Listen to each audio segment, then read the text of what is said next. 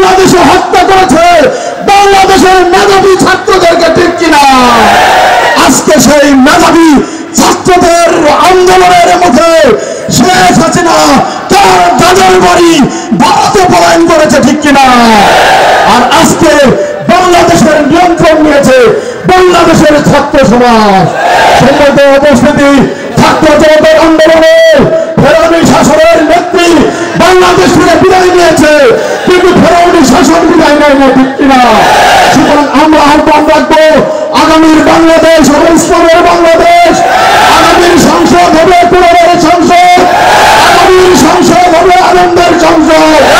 আনন্দের সংসদ বিনিময়ে এখন থেকে ইউনিট, ওয়ার্ড, ইউনিয়ন, উপজেলায় কাজ করার উদগ্ধ আহ্বান রেখে আপনাদেরকে দলীয় উপজেলার পক্ষ থেকে, পঞ্চগড় জেলার পক্ষ থেকে ধন্যবাদ জানিয়ে আলোচনা শেষ করছি। আল্লাহ হাফেজ। বাংলাদেশ জিন্দাবাদ, বাংলাদেশ জামাত ইসলামী জিন্দাবাদ।